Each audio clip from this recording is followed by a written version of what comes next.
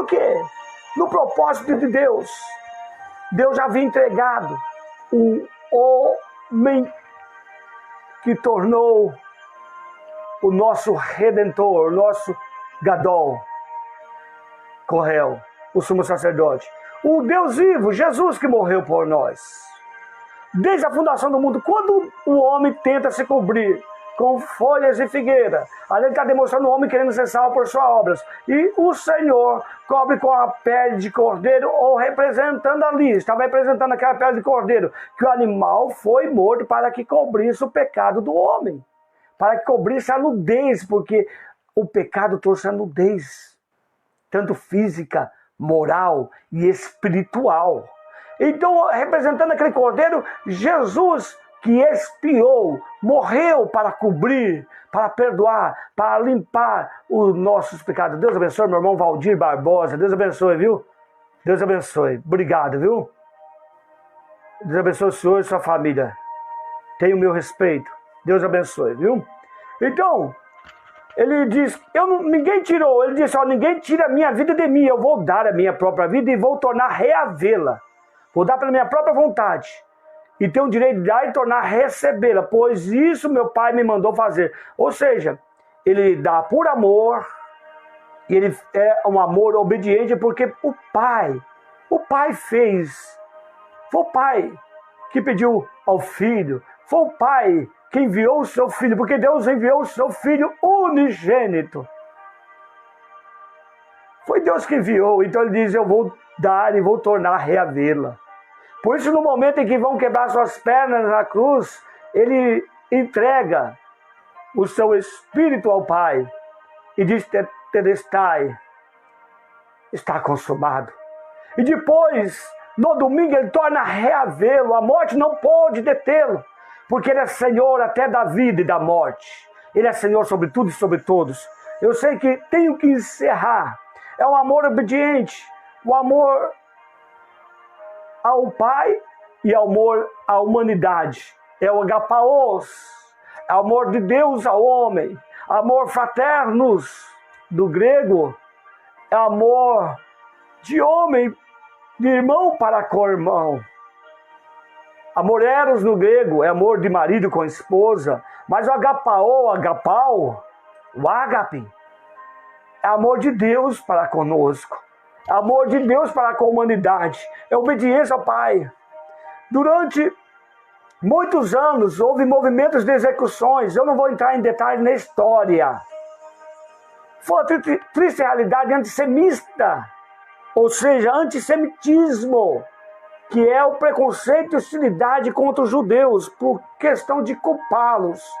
Eu sei que eles disseram que a sua sentença caia sobre nós, e no ano 70 depois de Cristo, o general romano Tito invadiu, sitiou Jerusalém, derrubando os templos, e ficou só o muro que chamando Muro das Lamentações, ali onde hoje existe o Domo Al-Qadai, ou seja, o Domo da Rocha, um templo islâmico. Lá em Jerusalém, em Orixalém, onde tem aquele templo lindo, não é um templo judeu, é um templo islâmico. Mas nós vemos que restou ali o que chamamos de Muro de Lamentações, os judeus chamam Muro da Esperança, Muro da Alegria. Só restou aquele no muro ocidental, só restou ele do templo. Porque quando a morte dele caia sobre nós, no ano 70, o general Tito invade. Deus abençoe minha sogra Alvaneide lá no Ceará. General Tito invade Jerusalém e destrói. E sitia a cidade, cerca a cidade. Então, o antissemitismo, muito tempo, perseguiu os judeus. Os judeus da diáspora, os judeus que foram esparramados pelo mundo. Mas graças a Deus, como diz Isaías, como poderia num só dia nascer um povo? No ano de 1948, a ONU traz um tratado em que Israel se torna uma nação, Jerusalém se torna ali a cidade que abrigaria os seus filhos de volta. Somente 18% dali são judeus em Jerusalém, 82% são de outros povos, inclusive povos palestinos.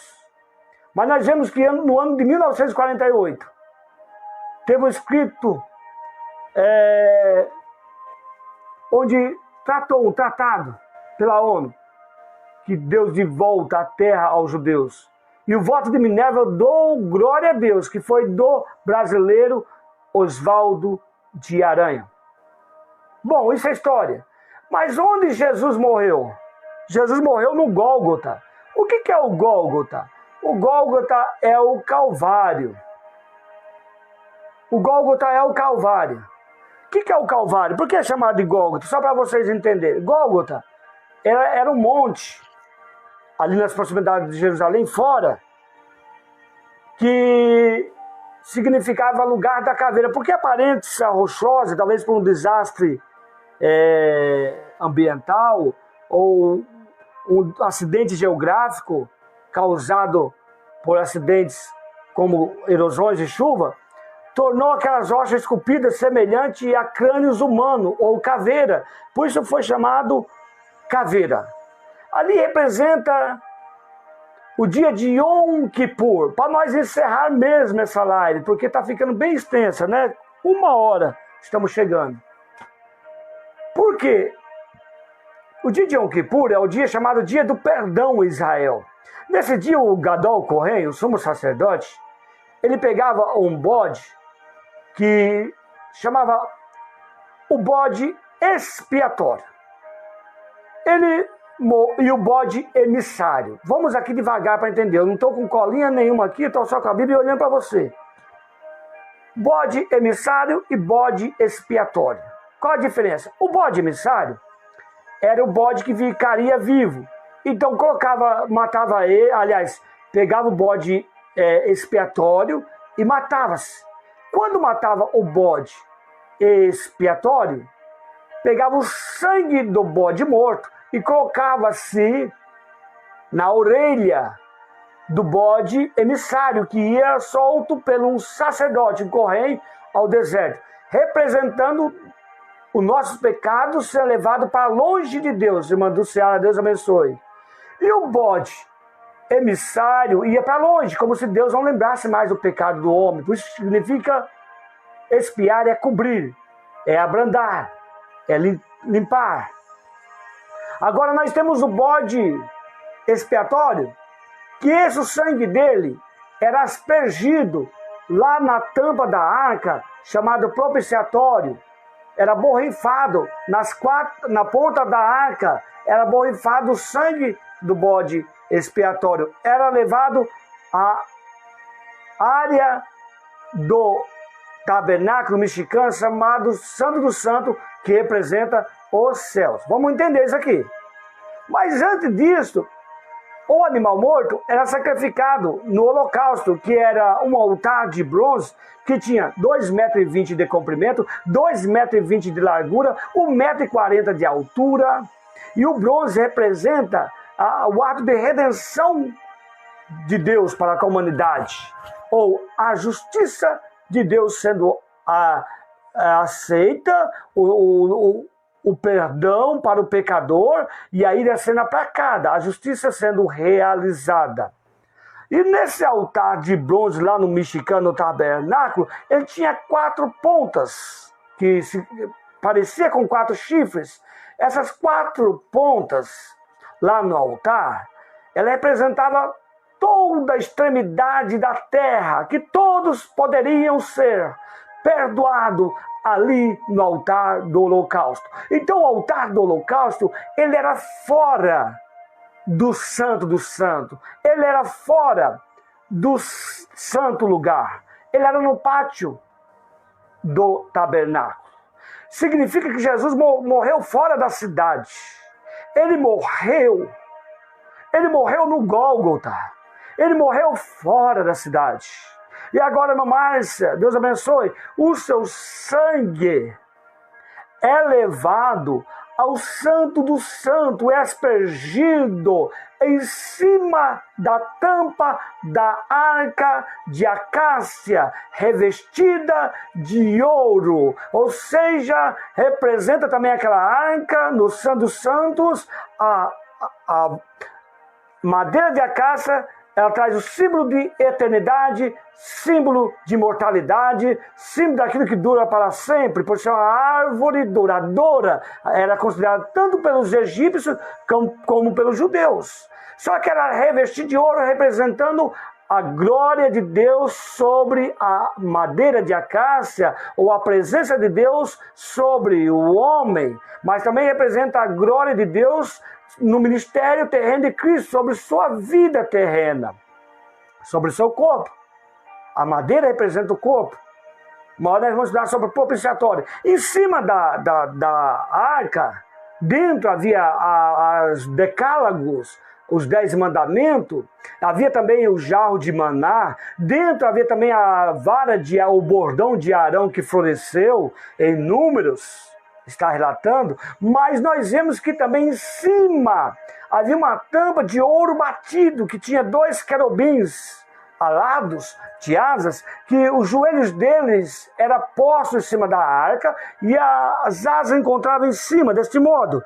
As 2 asas encontrando em cima, eles de joelhos, estão mostrando que o que era ligado na terra era aceito em cima nos céus. Então tudo era simbólico. Quando jogava o sangue do animal na tampa do propiciatório, estava demonstrando o que foi oferecido na terra foi aceito nos céus. Então aponta para a obra vicária de Jesus, que morreu fora de Jerusalém, que morreu fora do Santo dos Santos, mas que através do seu sangue chegou aos céus, ao santo lugar, à presença de Deus. E foi rasgada a nossa dívida. Por isso que ele falou, Tetelestai. Está pago a dívida. Está pago a dívida. O perdão que eu preciso, que você precisa. Eu acabei de ler em Efésios que a cédula da dívida, a promissória, o escrito da dívida foi paga. Então Jesus morreu para que nós não devemos nada para o diabo. Não. Tem crente que fala assim, mas nós tínhamos dívida. Não tenho dívida nenhuma com ele. Eu tenho dívida, nós contraímos uma dívida com Deus, porque quando pecamos, contraímos uma dívida que não poderia ser paga. Jesus fala que a dívida não poderia ser paga, está escrito aqui. A dívida não poderia ser paga. Quando fala do credor incompassível, uma conta impagável, uma conta que não poderia ser paga. Mas Jesus, ele morre. E entra no Santo dos Santos com seu sangue. E aceita o sacrifício. E ele morreu.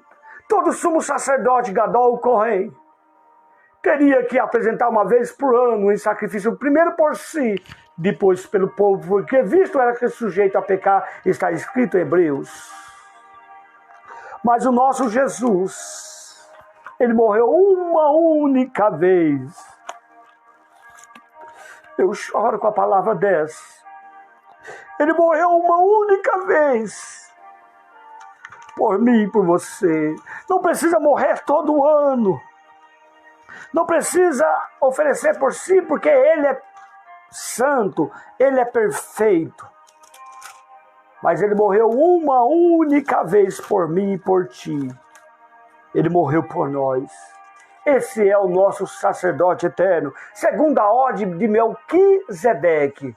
Porque a outra ordem de sacerdócio era levita, vindo descendente araônica, de Araão.